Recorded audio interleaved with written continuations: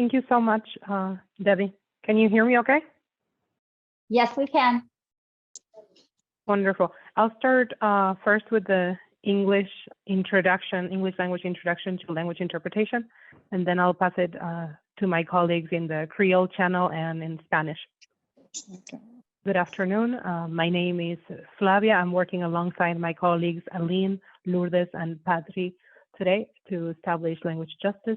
This space, it's a reflection of our multicultural and multilingual community, and that's why today we will be providing Spanish and Creole spoken language interpretation alongside with our colleagues that will be providing American Sign Language interpretation to ensure that we can all participate and have access to the information in the language we prefer.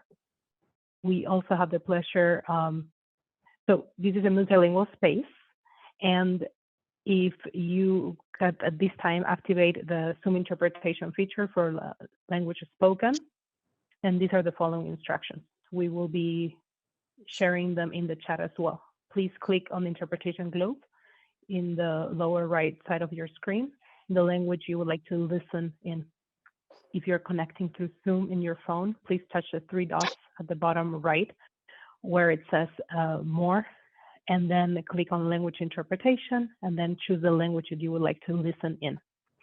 If you have any issues with the interpretation, kindly let us know. And a reminder for all of us who would be speaking to speak at a moderate pace. We want to make sure that we interpret everything you say and no one is left behind. Camila, would you like to have any opening remarks? Yes, definitely. Thank you, Debbie. Thank you also to the interpreters, the language interpreters, and the ASL interpreters. Thank you everyone for coming. My name is Camilo Mejia. I'm the Director of Policy and Advocacy at Catalyst Miami. Catalyst Miami is a member of the Enable Project, which is a coalition of organizations working on access, inclusion, social justice, and civic engagement.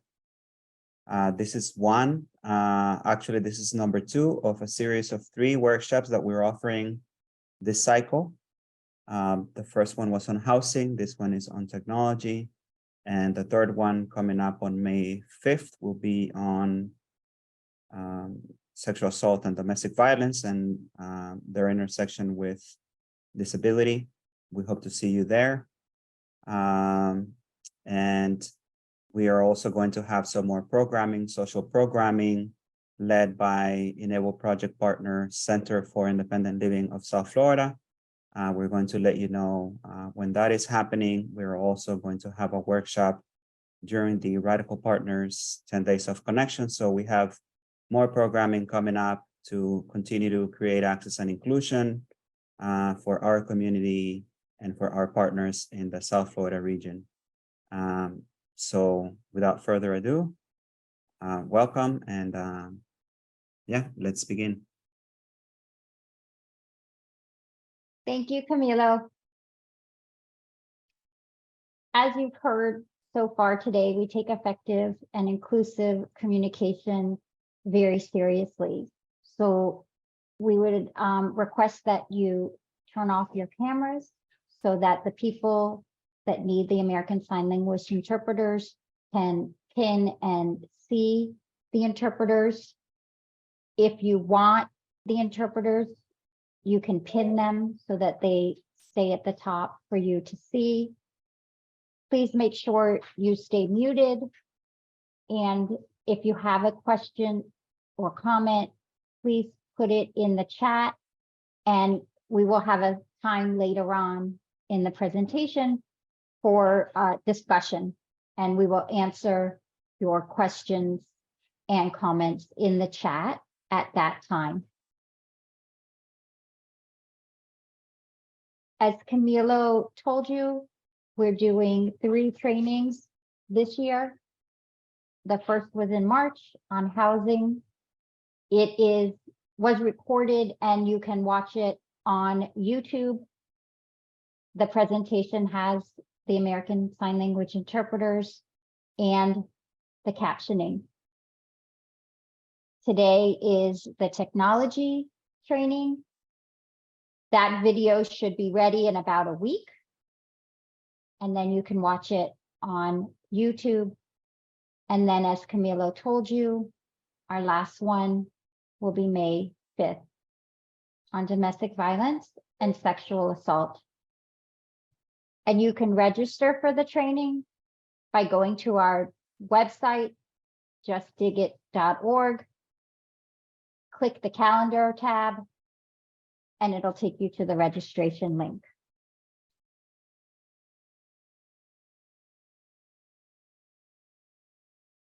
As Camilo told you, this training is brought on by the Enable Project.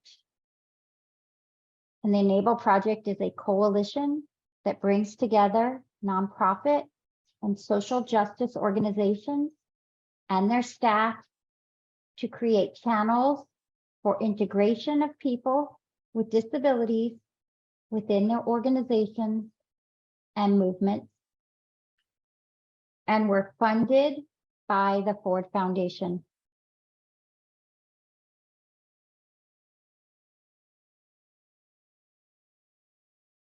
As you've heard already, we are focusing a lot on language equity and inclusion. You've already heard that the training is available in English, Spanish, Haitian Creole, American Sign Language. We also have a real-time captioner that is captioning the training. So you can click the button through Zoom and be able to read what we're saying throughout the presentation. We also have chaplain and pastoral counselor, Besa Buell, to guide us in mindfulness activities. She will start the training by centering us, and then in the middle of the training, she will join us again to verbally guide us through a practice exercise. I'm going to let Besa take over. So welcome, Besa, and it's all you. Thank you, Debbie. Greetings, everyone. So very grateful to be with you after the storm, even though some of us are still facing the waters. And like the water, we need to bring some stillness into our space. So that way we can connect with each other and learn together in community. So this is going to be a safe space. This is going to be a space where we are all heard. This is going to be a space where all abilities are welcome. And when we go through the exercises today, they are about being in the present moment and connecting with our bodies and our minds, and to clear whatever has been happening before we came into this space. So all of our attention will be on the information that we are sharing and to also build community. So I want us to be mindful that when we do the exercises, if we are able to feel things in our body, that's wonderful. And if we do not feel any sensations, that's just as well. Everyone's abilities are welcome, and where everyone is what the experience should be. So we're not going to strive to do anything.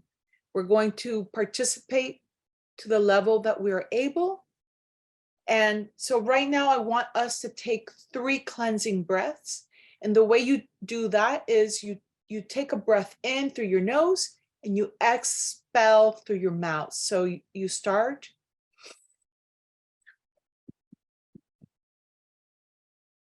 Again.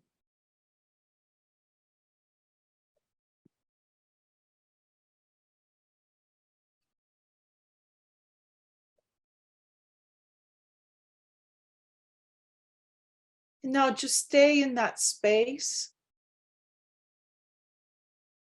And whatever sensations come up, whether you feel a vibration, you feel temperature, or you feel nothing at all. Paying attention to the screen in front of you, to the words from the captions, to the screen of the ASL interpreters, to the words that are being spoken by our presenters. Again, we're going to take another 3 cleansing breaths.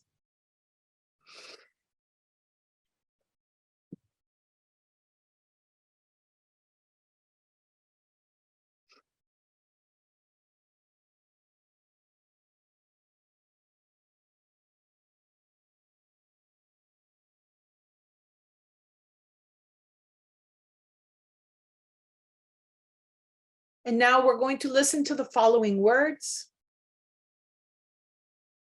This is a sacred space. This is a safe place. This will be a sacred and holy place because we're all here together. This is a place without time, a place where we are all welcome, where we are felt, seen, heard, and supported. So I leave you, all of you now, to be open and present and looking forward to the presentation ahead. Thank you. Thank you, Besa. You'll see on the screen now an agenda of what we're going to discuss today. As you can see, we have a lot of speakers. We have a great presentation, and I'm just gonna get started.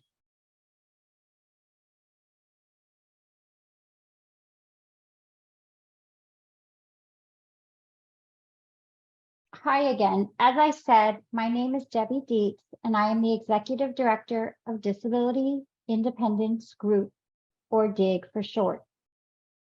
DIG is a nonprofit advocacy center for disability rights. Our mission is to expand opportunities for participation, education, employment, and acceptance of persons with disabilities through advocacy, litigation, education, and training. When we started our first training back in 2020, the title was How to Become More Inclusive and Accessible at Work. If you want to watch this training, you can find the video on our Enable Project YouTube channel. I started the training by giving a timeline history of accessibility. I started with a picture of a ziggurat in Ur and went through all the major turning points and jumps in accessibility for people with disabilities. I ended the timeline with technology and how technology will give people with disabilities the ability to be on an equal playing field with everyone, and how the opportunities for inclusion were endless and the potential was paradigm shifting. And then each year we dedicated one of our Enable Project training to technology so that we could share what was new and innovative. In 2021, we learned about an organization called FAST, or the Florida's Assistive Technology Program, and about Miami Connected, and how Miami was positioning itself as a new technology leader. Last year, we discussed technology, and accessible communication. We heard from Mark McGuire, and we heard from the Miami-Dade 911 office and the Miami-Dade 311 office. Today, we have Mark McGuire back, and he's going to discuss the reality of using assistive technology to make a call. And we're going to hear from the Miami-Dade County 911 office again and get an update on when texting to 911 will be available in our community. And then we're going to hear from Jeff Gardner, the Director of Guest Services and the Certified ADA Coordinator of the Adrienne Arsht Center for the Performing Arts. Jeff is going to share with us all of the ways that technology can make going to the theater accessible and inclusive. We will then open the presentation for a discussion, and the presenters will be able to answer your questions and listen to your comments. So as I said earlier, if you have a comment or question, put it in the chat. And then when we get to this part of the presentation, Sharon will read out any comment or question that you may have. And then if we still have time left, I'm going to talk about voting and technology and how technology is allowing people with disabilities to be able to vote independently and privately, both at the polls and at home. All right, Mark, I hand the stage over to you. Welcome.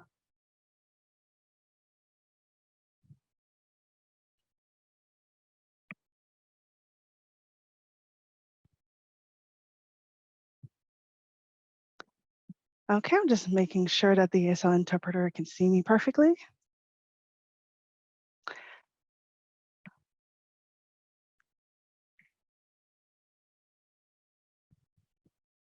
Hello, everyone. I'm very happy to be here.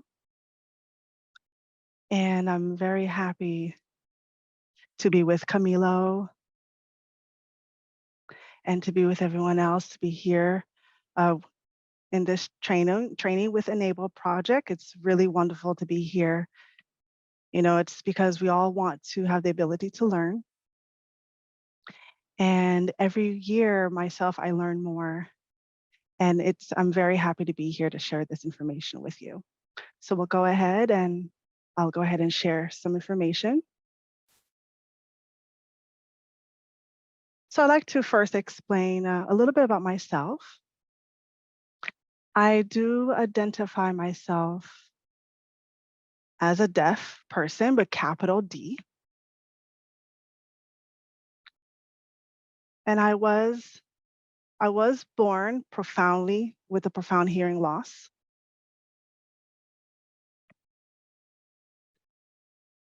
So I can draw, can sign, can speak, and can write.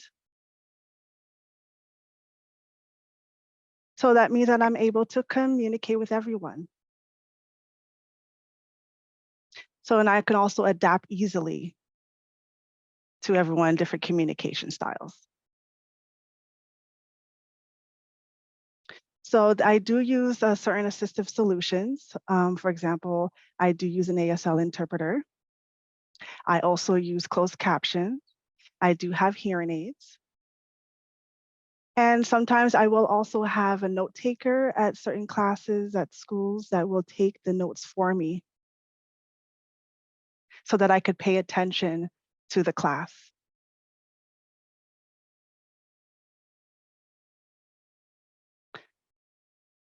So I did grow up in the mainstream environment, which means that I would be around hearing and deaf students. and I would have an ASL interpreter with me. And sometimes I would be in a different class with the teacher that is deaf, would have a one-on-one session.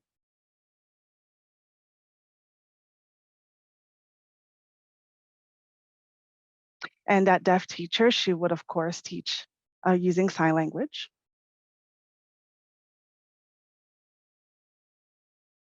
And so there, I grew up experiencing both avenues of communication.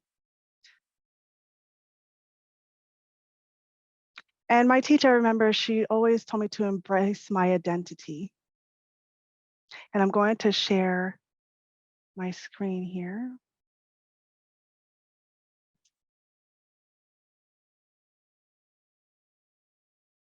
So we go to the next slide. Okay, yes, thank you.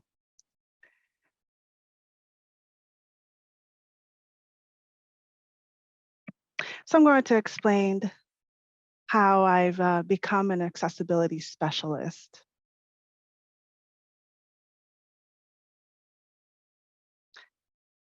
And I'll explain my professionalism and what my focus is on, and how I try to use my experience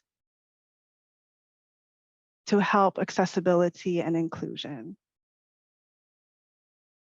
Can I help with ones with disabilities? There's many different forms of disabilities,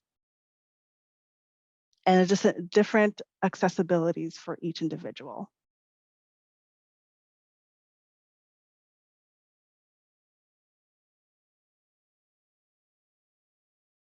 So growing up, I knew now it's important because myself, I would have to advocate for myself. Not all the time would there be captioning available, not all the time would there be an ASL interpreter available. Also, before we had access to internet, it was difficult. So now we have these opportunities. We can have a better ability to have access. Now, since COVID happened, throughout the world, everything changed. And we would only be able to meet online, but still, because of that, we can still have the opportunity to have the interpreter, to have closed caption, to still meet. And that was a great thing.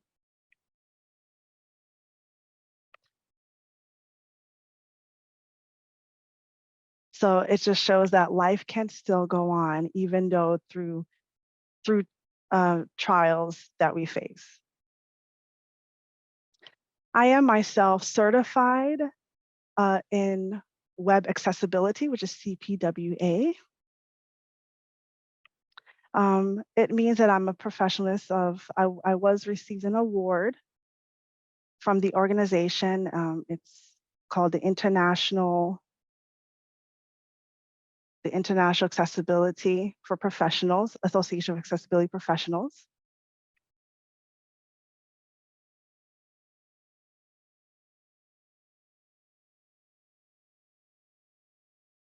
And it did encourage and to promote accessibility, to continue to learn about new technologies,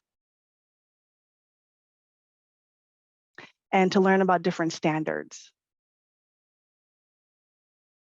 And also to help improve accessibility. Trying to make sure I covered everything. And of course, our clients would include nonprofit organizations, small or big businesses, different tech companies, and universities. And that's my overall experience as accessibility specialist. So now I'm going to. Now I'm briefly going to explain how I have been using technology to make calls via the TTY. So understand that I am not able to hear at all if somebody calls me on the phone, but I am able to use technology to communicate with people. And I can use the relay service to make phone calls just as any other human being would. So before I go more in depth on that, I wanted to expand a little bit on a few key terms, I would say. So there's many different acronyms, and some of them, some of those acronyms, well, they're interchangeable.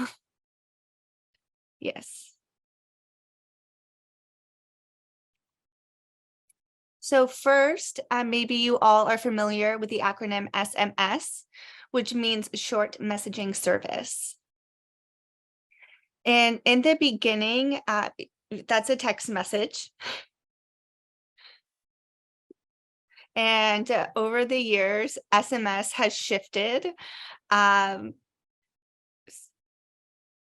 MMS, which means multiple media message.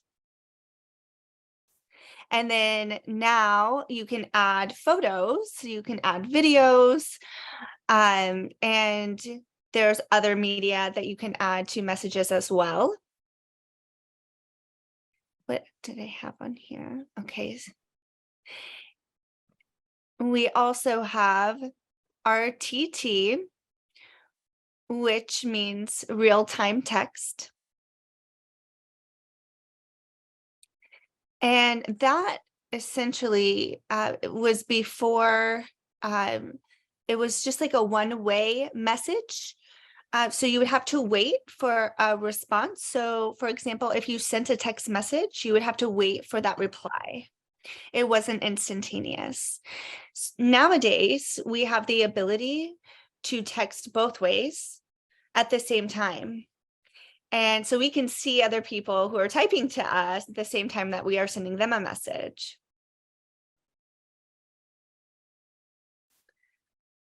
That is the same concept nowadays. If you were to see a chat message, and you can see the other people who are typing to you at the same time that you're sending them a message.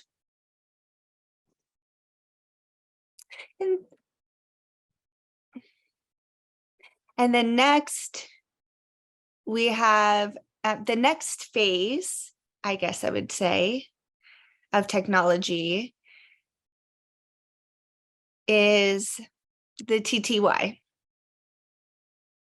And well, actually, that was before the technology we have today. So that stands for teletypewriter.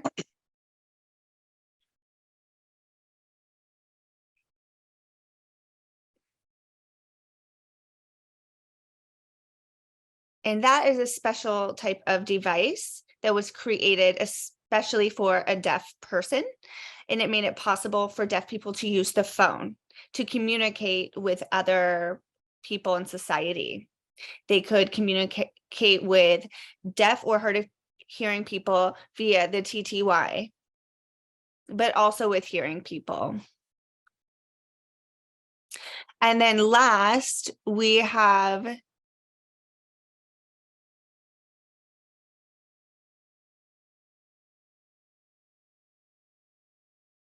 VRS, which stands for Video Relay Service. And that is a system that is for deaf and hard of hearing individuals.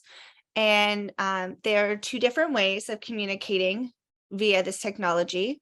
So there's text or video.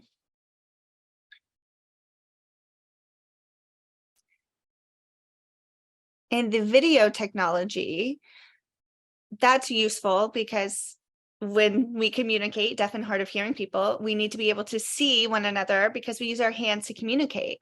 So it's easy to use this kind of technology to sign to one another. So there's 5 acronyms that I just reviewed with you all, and you will hear them again throughout this presentation. And it's really important. I will try to keep the acronyms to a minimum, because I know that sometimes we have words that are interchangeable for them, like, for example, text messaging. We can use that, and that means the same as SMS or MMS. And then RTT, yes, and relay, those can both be interchangeable, and TTY can be interchangeable with relay service as well as VRS. I know this is a lot of techie words, but there's just a few minutes of your time that I wanted to share with you the meanings, and now we can move forward.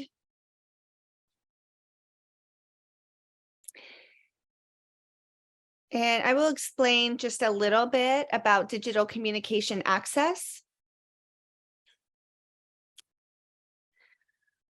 We have people of all ages, young people to older people, and some who are just in the middle.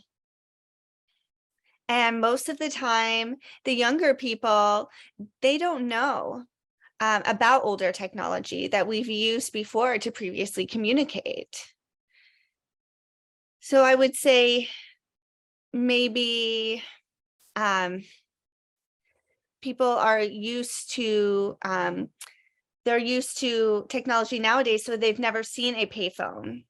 But when I grew up, we had payphones. But that's something we don't really see too often anymore. And so maybe, is that because of technology and the advancements? Also, TTY is an older form of technology as well.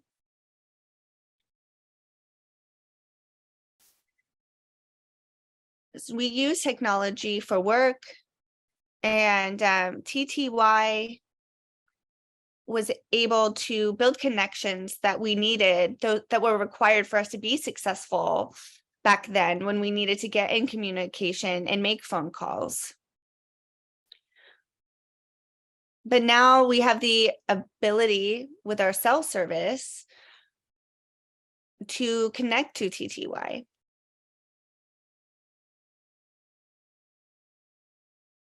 And we can connect to other TTY users.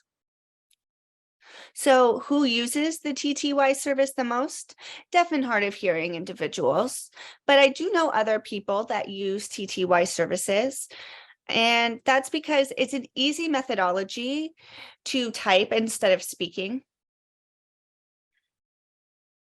And people who are not deaf and hard of hearing have the ability to use this service as well. This is available, TTY is available to individuals of all abilities. And they have that ability to get that service if they so wish. But there is one barrier with TTY. If you would like to make a phone call, you can't actually call on the phone to speak to somebody.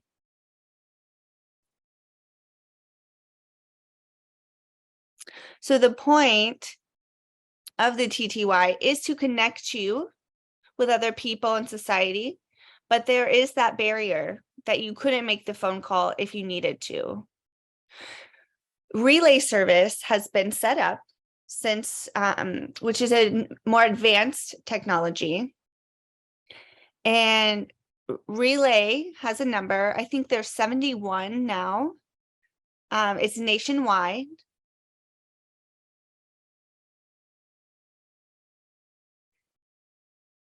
And most of the time, there are these 71 centers who are ran statewide all across the US.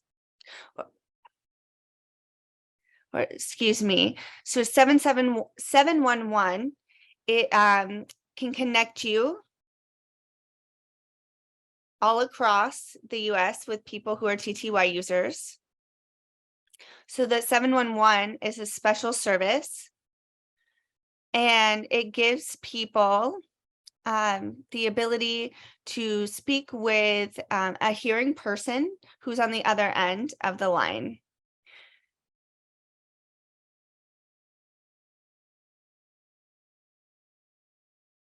And you can have 3 people who join, like a third party wants to join the phone call, they have the ability to do so.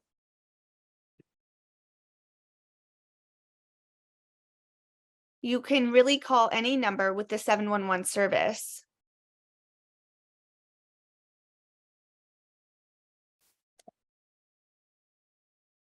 In a minute, I will explain a little bit more on how 711 works.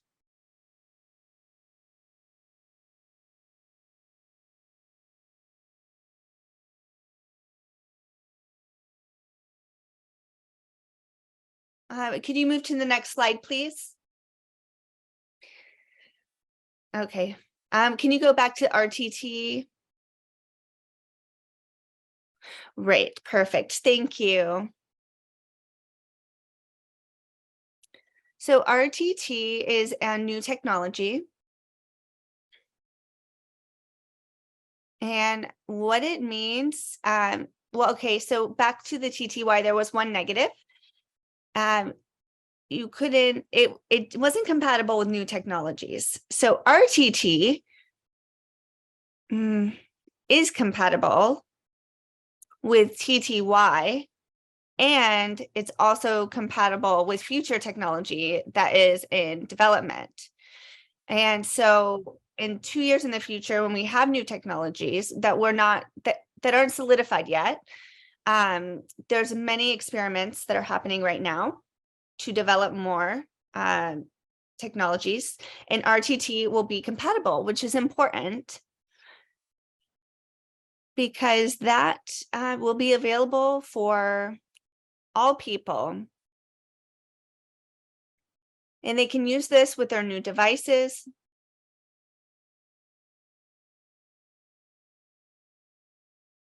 It's compatible with iPhone, Androids,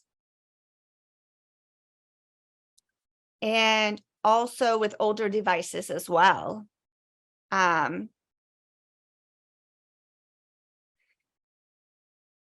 There is a setting to change for RTT to match future devices that are being developed.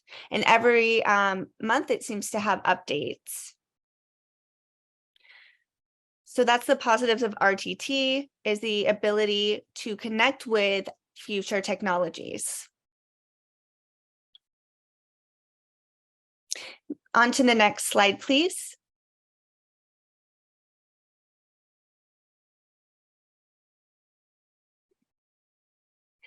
I just noticed I made a mistake at the end of my slide, but that's okay. Okay, let me explain the use of 711. So if you would like to make a relay call,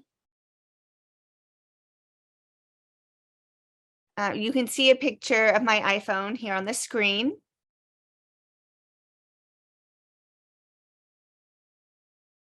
I made a recording, but I was struggling with how to embed it into the slide. So I am trying to share screen, or I shared a screenshot of my phone instead.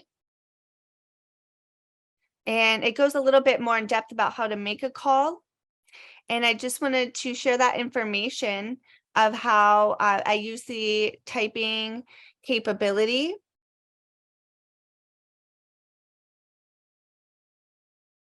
And texting is not always easy.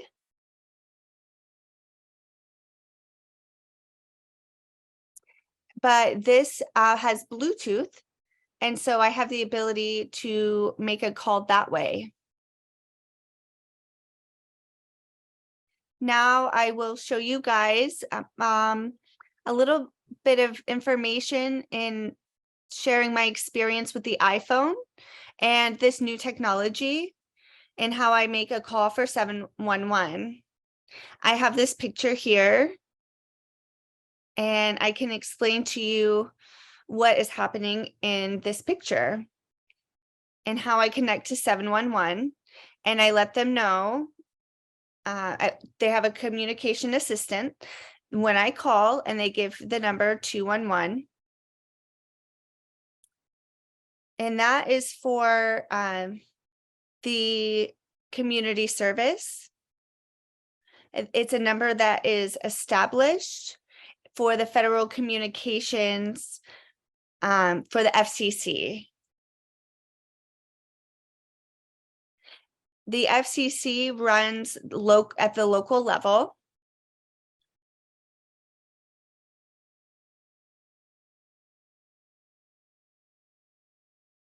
And sometimes it is a struggle to call 211,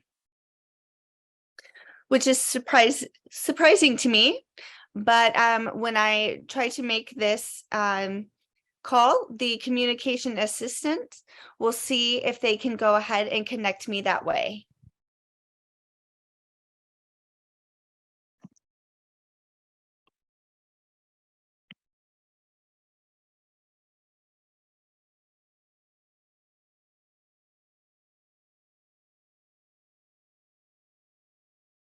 So the overall time to make that call through Relay, it's about 3 minutes.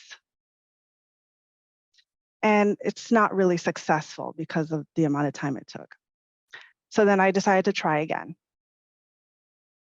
So if you look at the next slide, if you see,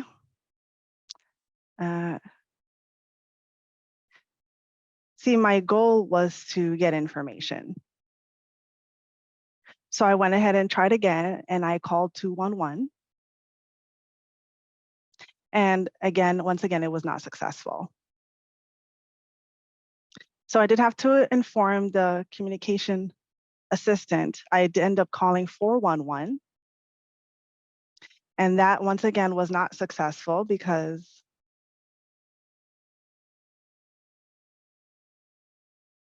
it's because 711, they can only call a certain numbers. So there are certain numbers they need need full numbers. So that is a barrier that we experience that we need to try to change.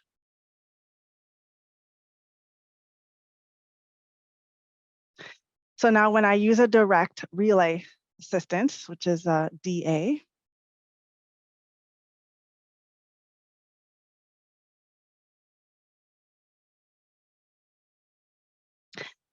when I use that, I try to connect with Miami-Dade, Miami-Dade Government Services. And now the DA, they weren't able to find that number. So what they did offer to connect me to the Miami Community Council, or for City Hall, my apologies. They did give me a number for City Hall.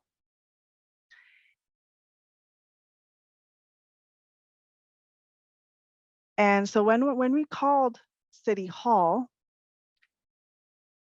it was just a recording that was playing. And it just played a recording and then it hung up.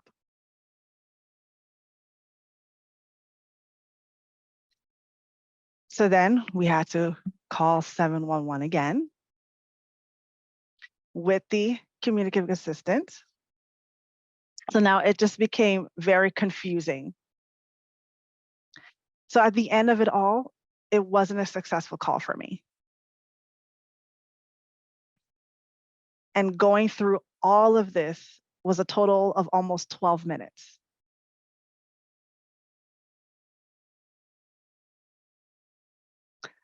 So we could see the challenges that we still face. So now as you're moving, if we could go back the last slide, if we can go back to the last slide. Yes, thank you very much.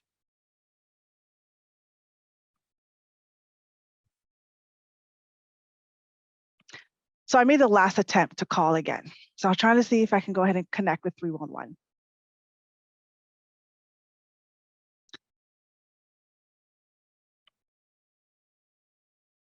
So now when I called, they said it was not allowed. 301 was not allowed. So then I tried to use the DA. And once again, they could not find the full number for 311 because they needed the full number. So it just created such a big challenge. 1 second.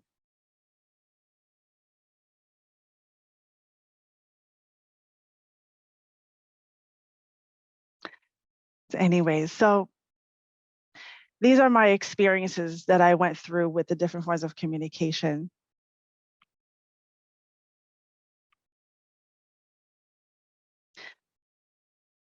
So now new technologies can remove the certain barriers that we've experienced before in the past, such as TTY.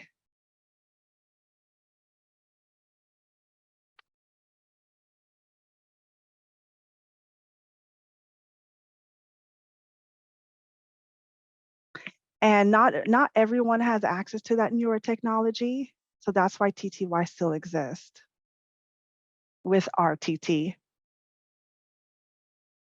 But we can build a better infrastructure to have these possibilities happen. And it doesn't mean that it's not compatible. It can still happen with existing, with the relay, and to make sure that 311 is accessible for us. Now, with my experience of what I tried to do to see if these options would be successful, it did take me 23 minutes and 30 seconds, and it was unsuccessful. So there's a lot of improvement that needs to be done. We need to educate users on how we can improve with these technologies, and to kind of show them how we can improve. So we do have, and also we could help improve to have text to call 911, and hopefully this will be successful. If you guys have any questions or concerns, please put it on the chat and we can answer those questions. So I'll go ahead and direct this back to the moderator. Thank you so much, Mark, for your presentation today. And yes, we're gonna circle back when it's our discussion time. Okay, thank you. Our next speaker is Danielle Jones. She's from the Miami-Dade Police Department Police Communications Coordinator. And she is going to give us an update on 911 and where the county's at with text to 911. So Danielle, I welcome you to take over and begin your presentation. Thank you so much for joining us today.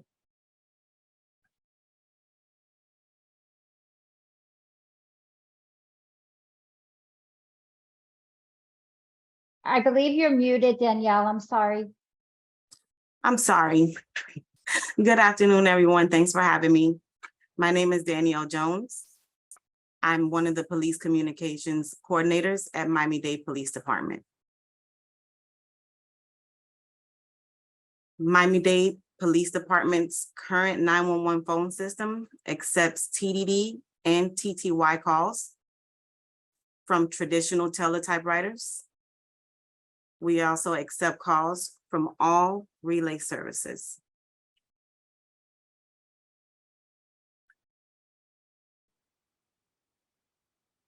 Our 911 centers throughout Miami-Dade County are currently upgrading their 911 phone systems. This upgrade will allow the acceptance of text to 911. Included here is a sample text conversation with a 911 operator once the upgrade and testing is complete.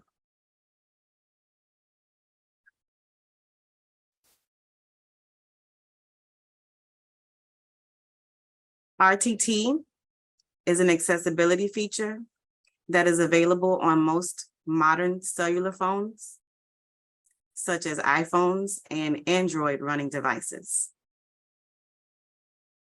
The links below will help you access this feature on your phone, which will also help you dial 911. Danielle, this is Debbie. Do you have a timeline on an update on the timeline of the text to 911? As far as a timeline, we need to do the testing first. We're going to start with our agency first, and we have to test all of the other agencies as well that fall within Miami-Dade County. Once that testing is done, it's the carrier that will go ahead and activate it. Right now, there's no set timeline, but we're hoping to have it activated within the year. That's excellent. Because last year, when your office presented, you were still in the process of getting it approved and going through the commission. So it sounds like you've gotten through that hurdle. And now Yes. we're just in the process of the implementation. Is that correct? Yes. That's excellent. Do you know if the community will be doing tests or show examples of how it's going to work so everyone can learn the correct way to use it? It will work just like text messaging.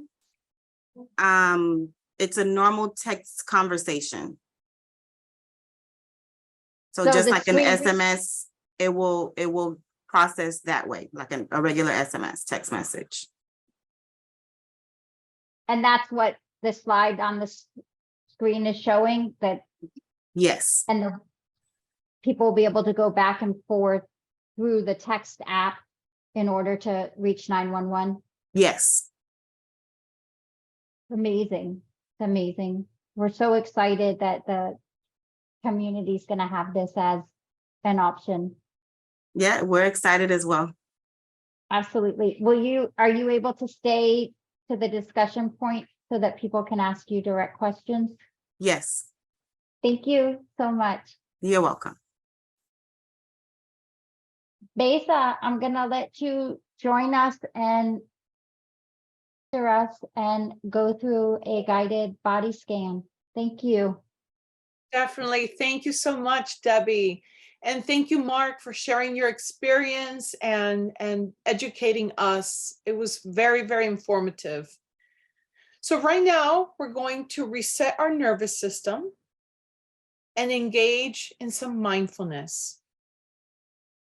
And the first part is that we're going to reflect for a moment. And the way we do that is we pause and tune in inside of our body.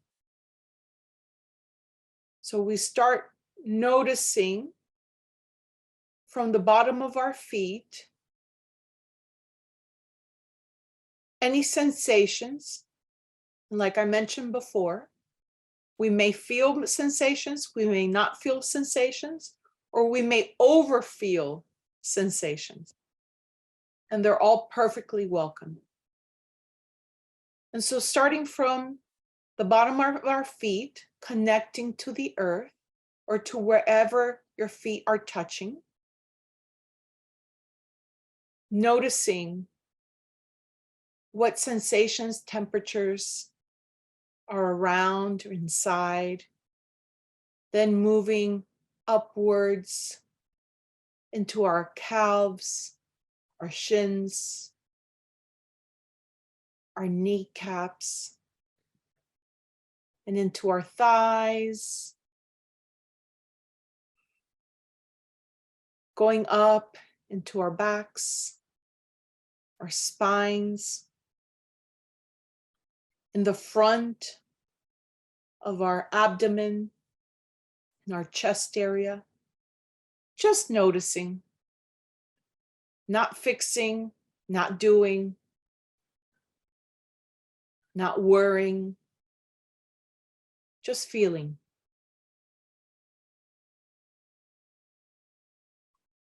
Going into now your chest area, in your arms, in your hands,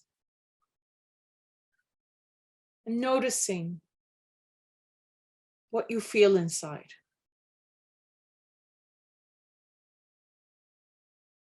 Noticing if you feel any tightness.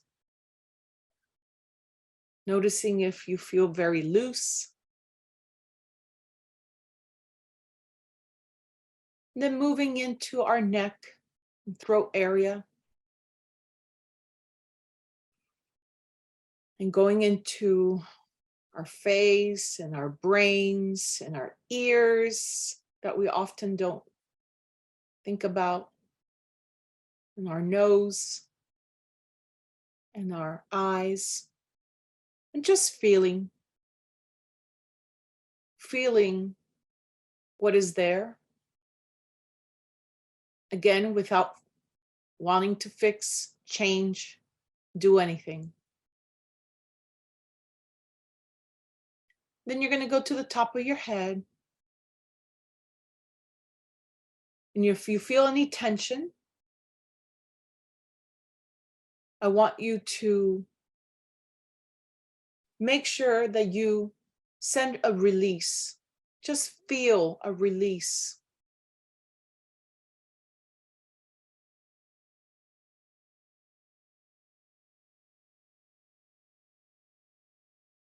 Paying attention to your body at this moment.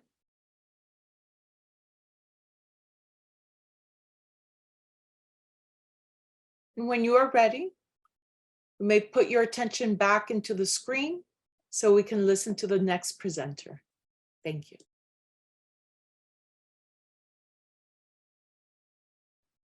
Thank you so much, Besa. Our next presenter is Jeff Gardner. He is, as I told you, the Director of Guest Services for the Adrienne Arsht Center for the Performing Arts. I'm going to stop sharing my screen and I'm going to give Jeff permission to share his screen. So you should be seeing a white, gray screen with a photograph of some listening devices and the words ADA overview. Yes, we see it. Thank you. Terrific. So we're talking about technology, and this is my first time really thinking about technology and our accessibility together. And it's sort of the interface of technology and human beings, where we make things accessible for all of our guests. And some of the technology we'll be discussing is actually not new technology, but in many ways it's old technology applied in a thoughtful way. So I'm just going to take you through some of our accessible services and technologies that we have at our theater. And then once that's done, I think I would be remiss if I didn't share with you two of our brief, but I think highly entertaining videos that show some of the accessibility services that we offer in addition to these technological ones. And then I'll share with you the website and newsletter for the Florida Access Coalition, which may be useful for people who would like to be notified about accessible services and accessible presentations at many of the theaters in South Florida. I hope I'm speaking at a good tempo.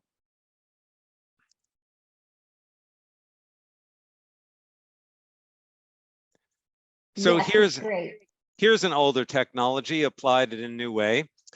This is a photograph of the valet drop-off area at our theater. It's the main entrance of the Ziff Ballet Opera House. And one thing you may notice is that the sidewalk area and the driveway are different colors, which indicate where the road ends and the sidewalk begins. But more importantly, you may notice that they are at a flat surface. Our entire length of our valet drop-off area is level, so that we don't need to have complicated markings to indicate where an accessible drop-off point would be for guests with mobility issues. It's a very long strip of drop-off area, and all of it is accessible. Here's the ramp through our plaza. And this ramp, as you can see in the back of the photograph, you'll see steps that lead up to the entry doors of into the lobby from our beautiful plaza. But we also have this ramp on the right side that leads up there. And so the architects were thinking about accessibility, and that's the most important area, which is to design things to be useful for all of our guests. No one would even notice that they're taking an accessibility ramp in this case because it's embedded into the architecture in such a colorful means. The tiles are in a beautiful zigzag pattern with yellow, red, and lavender tiles. And then this is a shot of the theater before it was active. It's an older photograph, but you can see that we have a staircase leading up to the orchestra section from the main lobby. Just beyond in the distance is the ballet ramp from the inside perspective.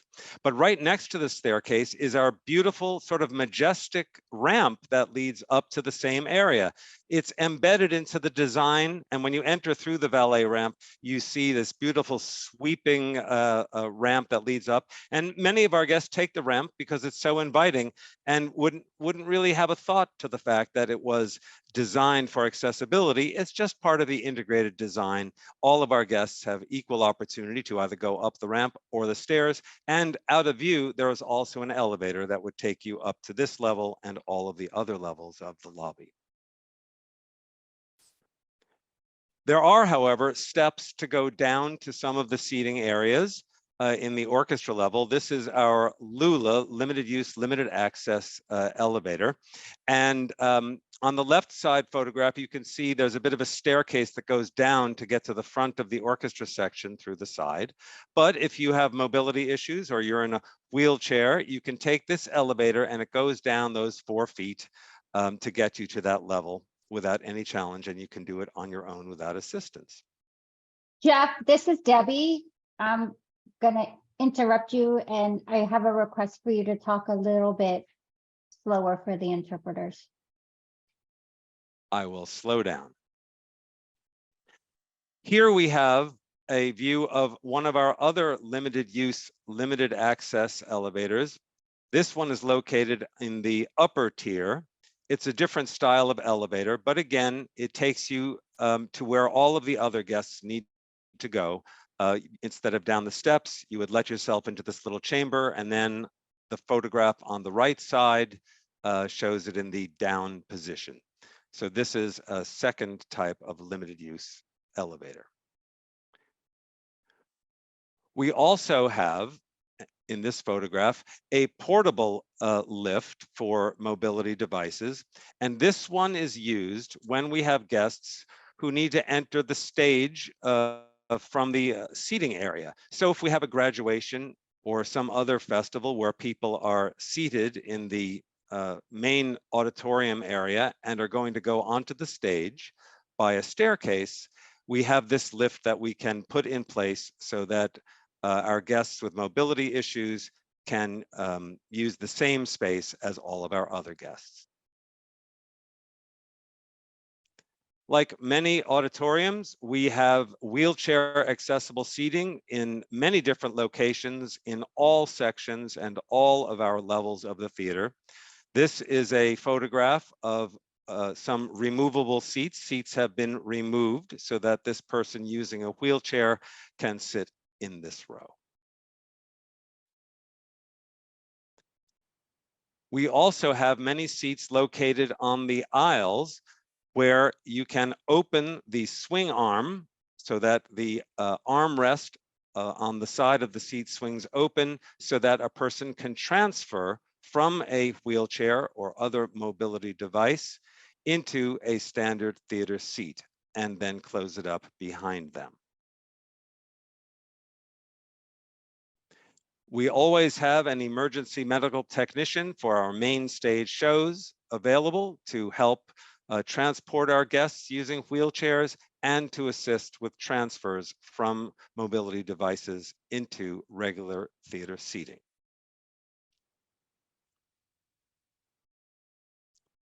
Some pieces of technology are very simple in their concept, but many organizations don't have them. This is a very useful device. This is a cable run ramp, so that when we have outdoor presentations or we need to run cabling over a place where people walk or need to roll over, these devices allow that to happen very safely.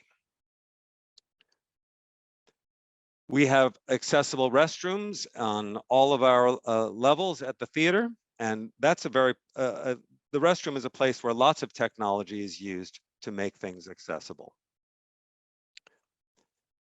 In addition to the auditorium and the lobby spaces, we have accessible routes to every location in the venue, including the administrative areas, the dressing rooms, and backstage areas. A lot of our guests take advantage of our assistive listening devices. An assistive listening device is part of a system designed to improve the ability of our guests to hear and distinguish the sounds of a performance free from the influence of distance from the stage or room acoustics. Here's a lady wearing one of our assistive listening devices. We have at the Adrienne R Center an infrared listening system. With an infrared system, we invite our guests to borrow an assistive listening device. The sound of the performer is picked up by a microphone and processed into a signal, which is relayed to multiple transmitters in the ceiling to ensure that there is ample signal coverage to all of the seats. The system uses light waves to transmit the signal, so the signal does not penetrate the venue walls, leaving the signal contained inside the auditorium. Because the signal is contained, it makes it ideal for theatrical use. The listening devices we have presently at the Arch Center are Sennheiser HDI 830 Stethosset infrared receivers. We also have a large number of hearing aid compatible listening devices, commonly called loops. They use T-coil technology and are compatible with many hearing aids that have T-coil technology. For many performances, we offer captioning. We have real-time part interpreters who have studied the script and are able to translate the script onto these LED screens. We are currently in discussions to change from using these LED screens to much larger televisions that would make it easier to read from a variety of locations in the venue. We also have many performances that are interpreted with ASL. That helps many of our guests enjoy the performance. And these people are really wonderful and capture the spirit of the show and the music. They are professionals, and most of the time they have studied the show well in advance, so they really are able to capture the full richness of the performance. We also have audio description for our guests with limited vision. We have a person in a booth who watches the performance and describes the action on the stage, and the guests who are interested can listen to the audio description using the very same assistive listening devices we use for amplification. We also offer touch tours for our guests who are blind or have other low vision challenges. Many times the staff and crew of the visiting shows are kind enough to bring out props and costumes so that our guests can get a good feel for what is happening on the stage. Also around the theater, we have raised sign and braille in the elevators and outside of all our office doors so that guests who are blind can read our office signs and other signage. We're also very proud of the fact that we have available at our performances large print playbills. So for people who have difficulty with the regular size playbill fonts, and also who have challenges with the digital programs, we always have available a large print program that our house manager can provide. And for many of our operas, we have libretti that are printed in Braille.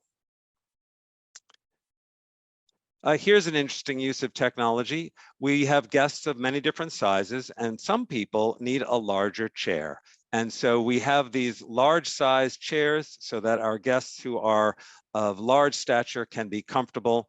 These chairs can be placed in our theater boxes or can be used in our wheelchair locations. We pull the regular size seats and we place one of these larger chairs. Also, for many performances, we will offer a quiet room or low sensory room for our guests who may be on the spectrum, or young people who need a break from the noise of performances or festivals. And inside those rooms, we often have fidgety toys, low lighting, and limited stimulus available for all of our guests. We have a special email address for questions about accessibility at the Arts Center. We put it in the chat earlier, and we'll send out a link with all of this to our participants, accessibility@artscenter.org. So now you should see the image of our theater with the Lion King poster. Yes, we do. Today we're here at the Adrian Arts Center with Broadway's The Lion King. Oh wow, look at that. We brought in a group from the University of Miami, Bascom Palmer, to experience what we call here at the Arts Center a touch tour. You got to go to each character and feel the costumes, feel the headpieces, and they explain kind of like how it works and all of that and all the details of it for those who like couldn't see it. Size and shape and weight too. It's always a mystery to a blind person unless you can put your hands on it. Holy God. My imagination normally does not match reality. So when I add that component, I go, oh, so Zazu's a skinny dude. It's really cool. We work like crazy to save their vision. We want them to have a normal and happy life. This program's called Social Strategies. And this one is FAB, F-A-B, Feel the Art, Ball Camp. And this is going beyond the operating room, beyond the exam room, to help make sure that these kids grow up to be happy citizens, enjoying theater, enjoying ballet. When you feel it with your hands for someone who's blind or half blind, it really gives you that imagery in your head. So for us, it's important that this group comes, they experience the theater in a different way, but that we meet them where they are, right? With whatever disability or ability you may have, the arts are for everybody. They live in you. They live in me. They're watching over. And now I will try and line up the second. So now you should see an image with a large ball in the center of it. Yes, we do. Thank you.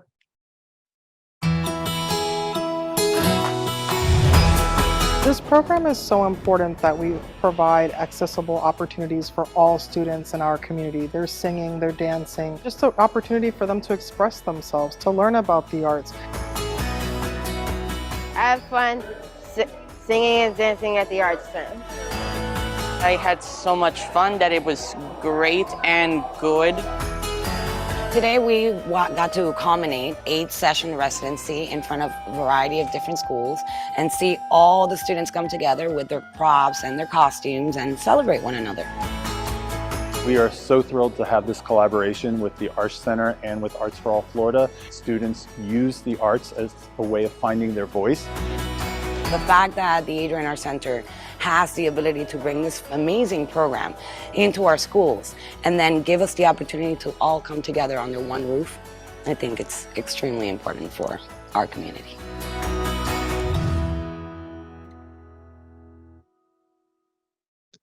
That's great. And now I wanted to share with you the website for the Florida Access Coalition for the Arts. This is a group of advocates for accessibility from many theaters and museums and other organizations in South Florida. And we share information and learning.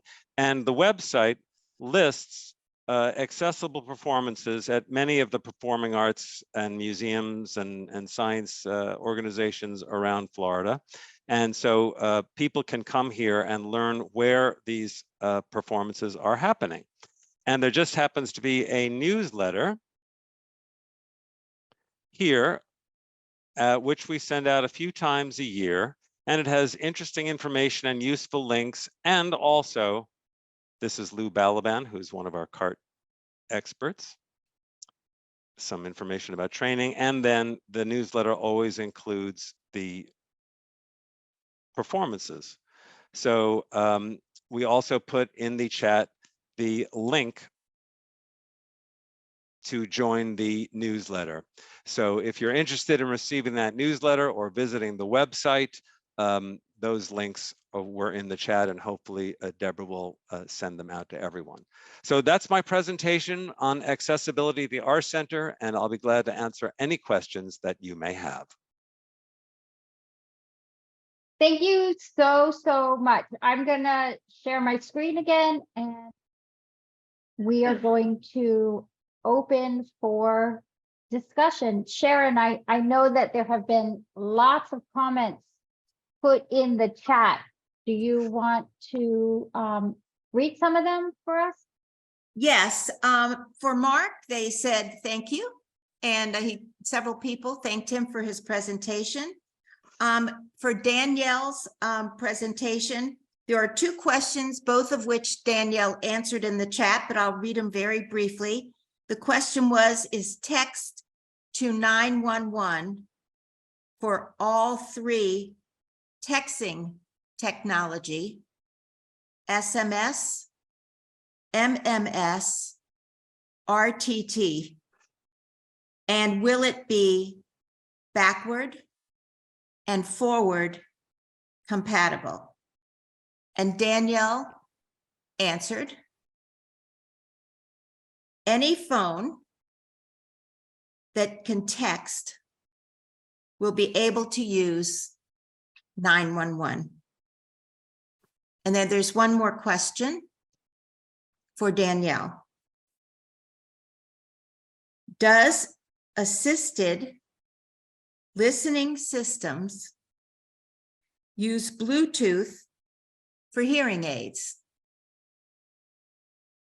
I think that's for Jeff from the theater, not for Danielle. This is Debbie. Okay, well, Danielle answered. I will be glad to answer the question.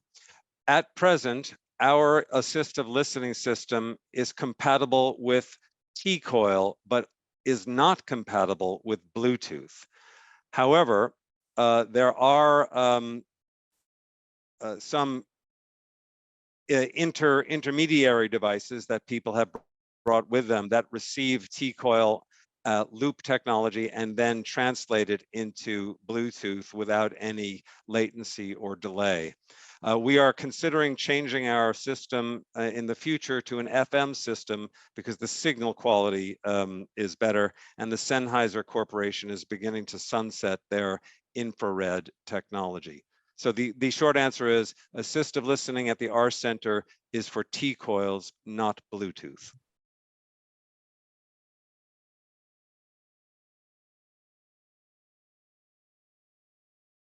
Sharon, are there any other comments? No, that's all the questions. Danielle did speak one more time, and she said, we do not have MMS for text to 911, but have other technology that allows video and picture sharing. And that's it. Excellent. This is Debbie. Is there anybody else that would like to raise their hand or unmute themselves and ask a question to our speakers?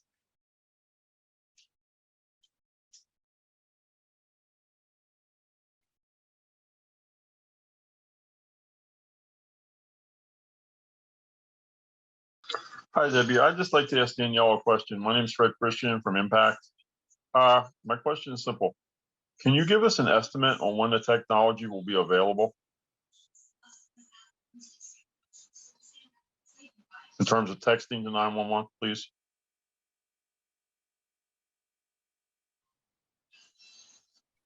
Danielle, you can unmute yourself and answer if you have an update. At this point, we're at the carrier's mercy once we're done testing. So again, maybe within the year. Okay. Next question. June for Miami-Dade Police, and then within the year for the other agencies that fall within Miami-Dade. Question, if we use this, let's say, God forbid, we're in a shooting or a situation that's dangerous and we can't talk, and we have to do that, which a lot of people are doing now in a lot of cities. Will there be prompts like it is? Because I called 911 for myself and my father, and it always asks, the first question, as you know, is what is your emergency, police, fire, EMS? Is there going to be a prompt we will have to hit for police, fire, EMS, or will we just type in the exact location and address, or how's it going to work? You would type just like you type a regular text. There wouldn't be a prompt. Okay, so in other words, I'm sick at this address, please send rescue, I have asthma, we'll be fine. Right, and then we'll communicate with you and ask the necessary questions to get help out to you. Okay, Yes. perfect, thank you. Thank you, that's No gonna work problem. great.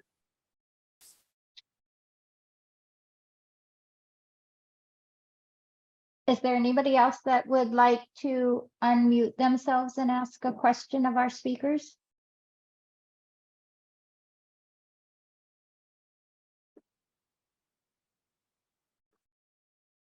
Speakers, do you have any last comments that you would like to say based on the discussion in the chat and that we're having?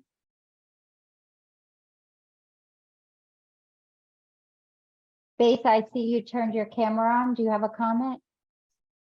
Yeah, I just really wanted to say that I am really hopeful with a lot of the things that were shared by the Arch Center.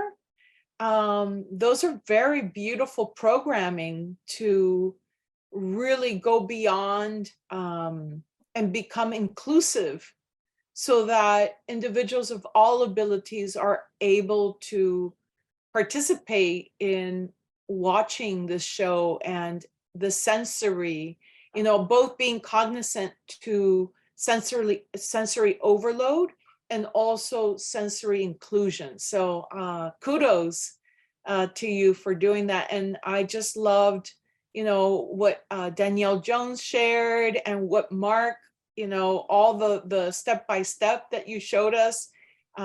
It was really informative, and I'm very grateful because I'm both here as a chaplain and also as a person with disabilities. So I'm really hopeful for what I saw and heard today. Thank you. Yes, so this is Debbie again.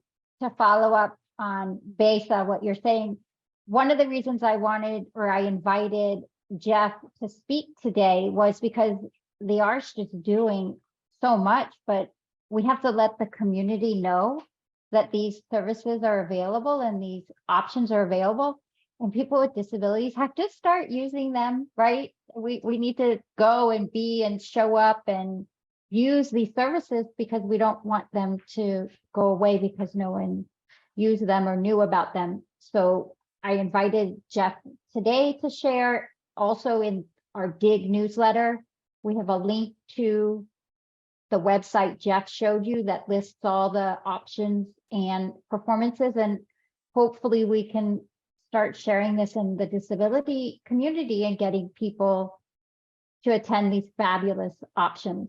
And Mark, I see you have, go ahead, Jeff. If I may say, we do our best, but we cannot always anticipate what every person might need. So we want people to know if they have a disability and need an accommodation. If they call, and they should not hesitate to ask us, because we will do everything we can to make our facility as accessible to all as possible. We have a great spirit at the theater and a wonderful team of people who are interested in making sure all of our friends in the community feel that the Arsh Center is for them. Mark, do you want to go ahead and ask your question? Yeah. So I wanted to let you all know about the RTT again. I wanted to get back to that. It's not I'm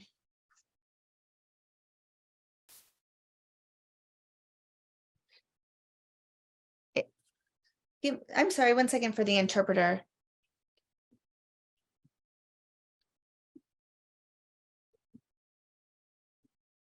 Oh, the RTT is not on default.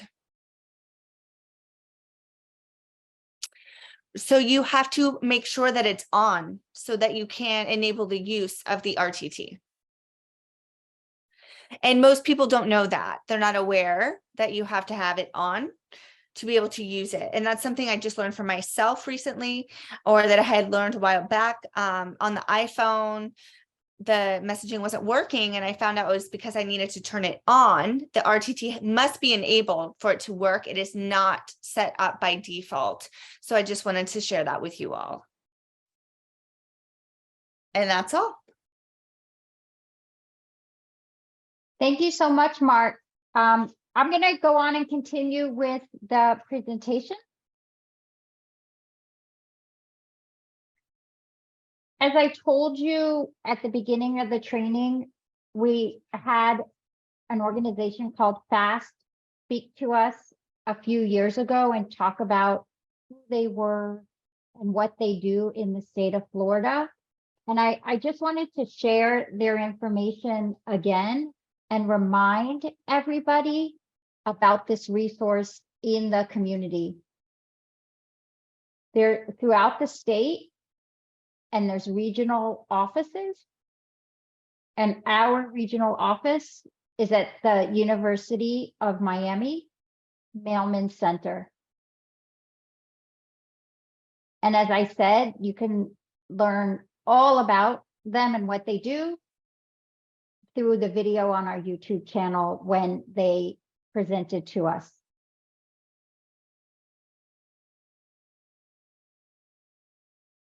And now I'm so excited that we have time left to talk about technology and voting, because this is one of my passions and one of the main projects at Disability Independence Group. The law says that voters with disabilities have the right to a full and equal opportunity to vote, and that they should be able to vote privately and independently. They should be able to go to poll sites, have access for voter registration, vote by mail balloting, and any other option that's available for a person without a disability.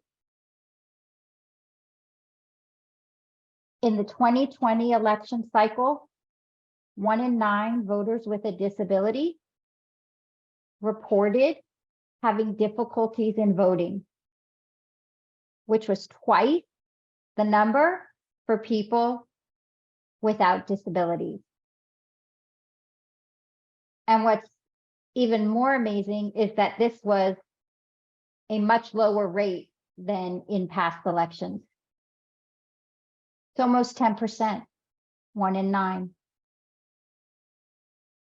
Some of the main complaints, the polls would have accessible voting machines, but they weren't plugged in and nobody knew how to use them. Also, polling places that actually weren't accessible and people couldn't even get in the front door.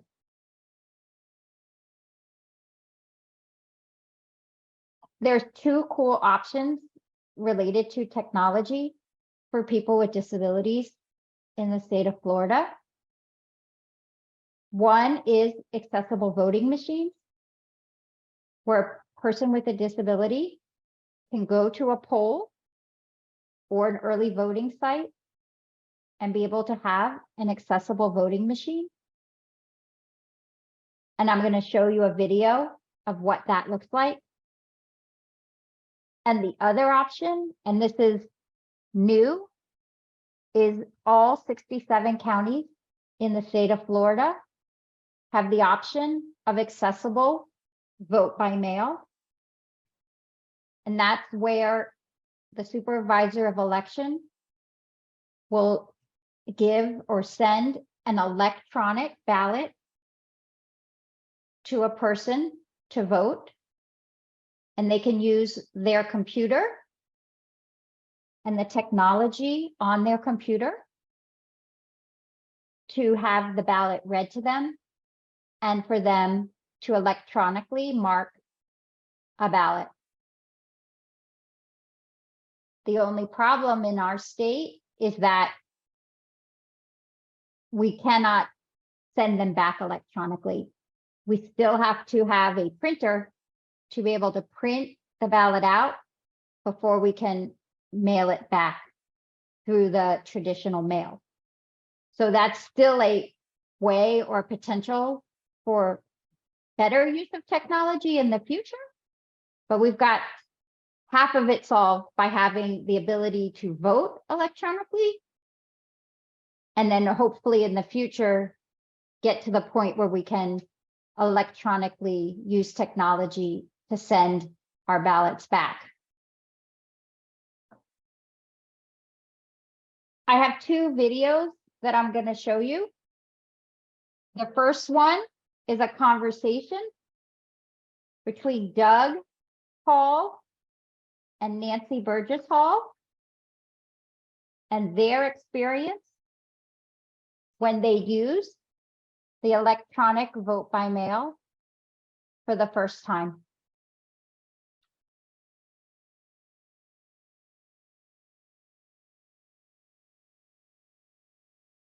I was 8. I have not missed voting since I was able to first vote at age 21, which is when the voting age was then. So I voted for many years. And of course, I've gone through the thing from where it started, where they didn't want me to vote, to having to tell 2 people about how I wanted to vote, to bringing in a person that voted for me. And then back in the early 2000s, I was involved with a number of people that actually were able to get accessible voting starting here in Florida on machines. And then last year, we, with the Florida Council of the Blind, filed a suit against the state of Florida to force the state to certify accessible mail-in voting. And through negotiations that did happen.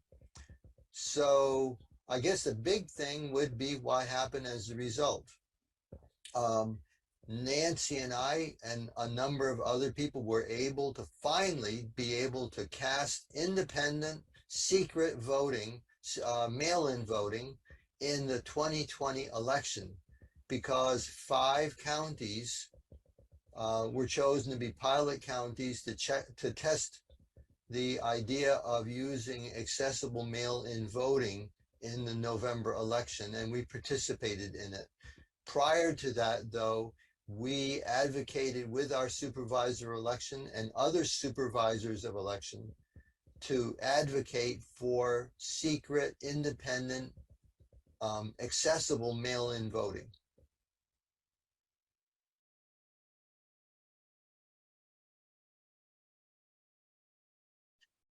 That was just a little bit of a clip of a longer presentation that we did for the state of Florida on voting with a disability.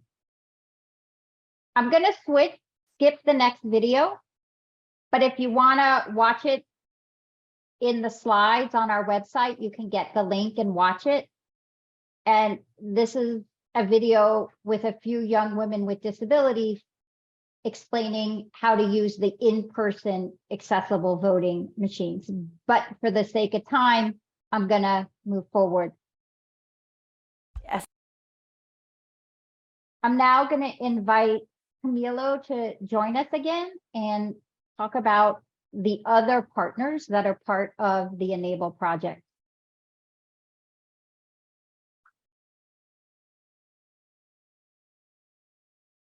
Thank you, Debbie. Thank you to all the presenters. And thank you also to all the interpreters.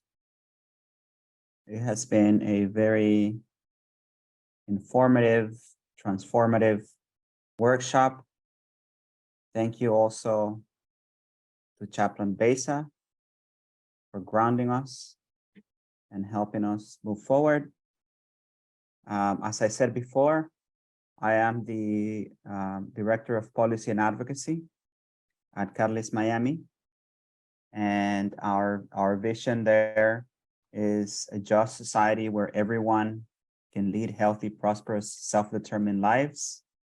And our mission is to build power with frontline communities throughout Miami-Dade County to collectively advance justice and achieve shared prosperity. At Catalyst Miami, we are very glad to be part of the Enable project.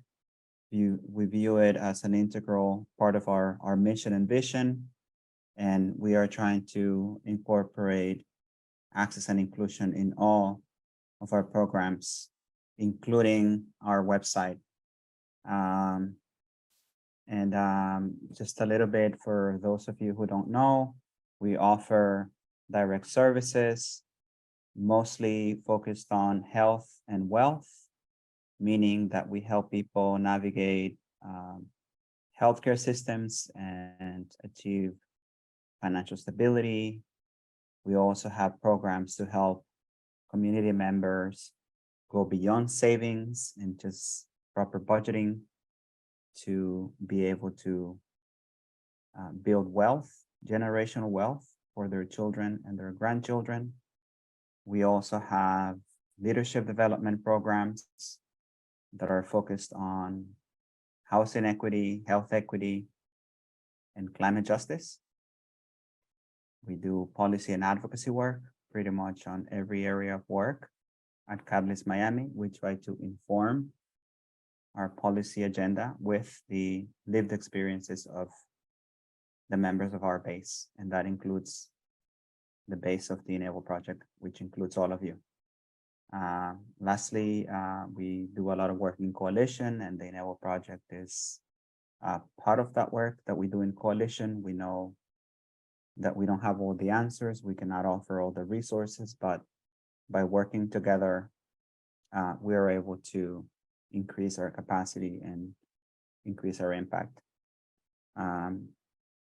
I will let now members of other organizations talk about the work that they do. I don't know if Shanti's here from the Center for Independent Living or someone else from CILSF.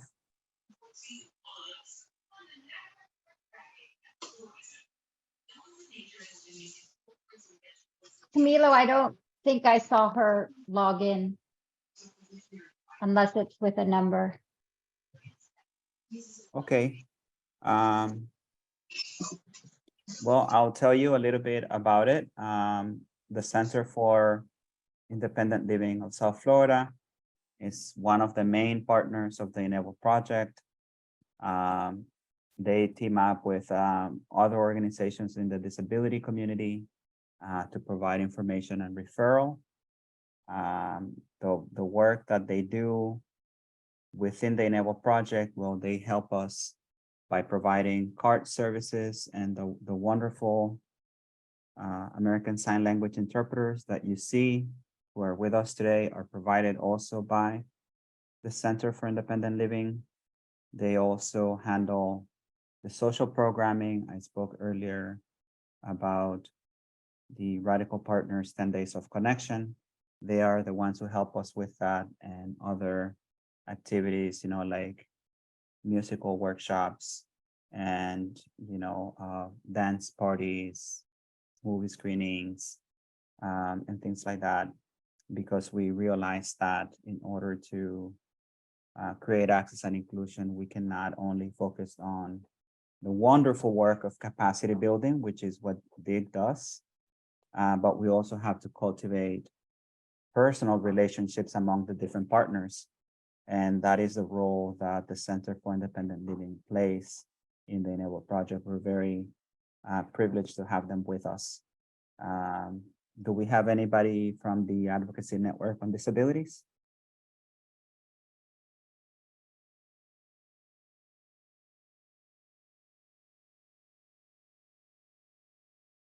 No?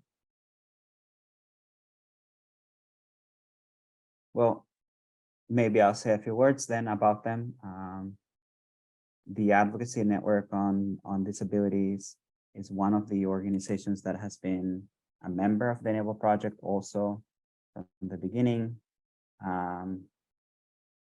Their mission, the Advocacy Network on Disabilities mission, is to champion the rights of individuals with intellectual, developmental, and other disabilities by promoting inclusion, providing services, and advancing systems change. They have also been crucial in the work of the Enable Project by providing their expertise and doing a lot of the outreach to families of children and people with disabilities. And they're very committed to the work of creating access and inclusion. I will hand it back to Debbie so that she can tell us all a little bit about DIG. And then after that, I think we will wrap up. So before I hand it over to Debbie, just want to remind everyone, Debbie can say a little bit more about this, that we are going to have another capacity building workshop, which will be on sexual assault, domestic violence and sexual assault, and where that intersects with disabilities.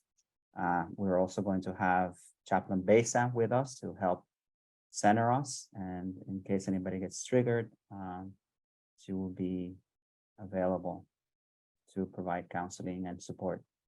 But with that, I'll hand it back to you, Debbie. Thank you, everyone. Thank you so much, Camilo.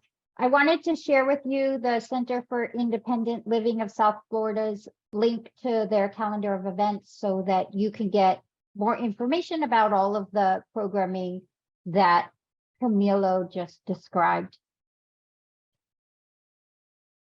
Also, the PowerPoint slides are available in PDF accessible format on the DIG website under resources and on our YouTube channel called the Enable Project playlist.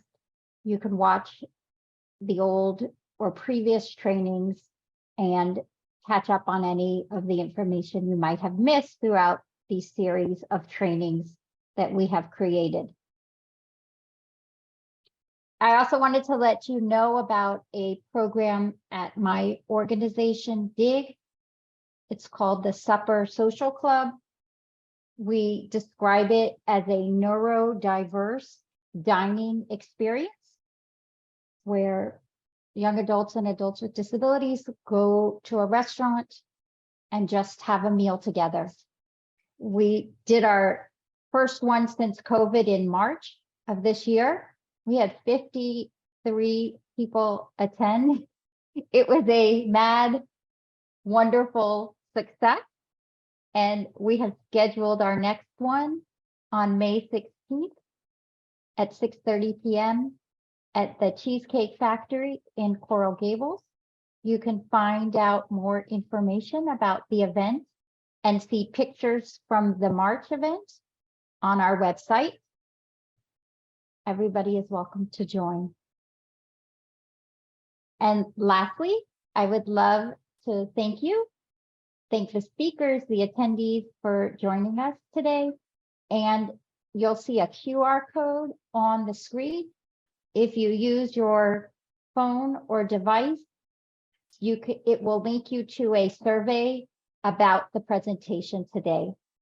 So if you can take a moment and fill out the survey, we would truly appreciate that.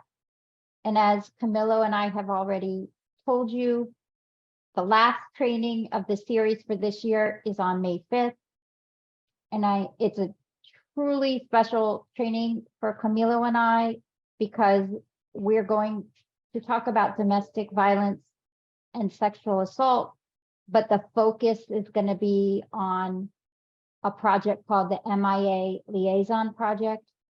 And we're going to talk about that project, and we're going to talk about all of the products that the grant has allowed us to create as resources for the community, so that people with disabilities and all people know how to get help if they've been abused in Miami-Dade County. So we encourage you to RSVP and join us for that training in May.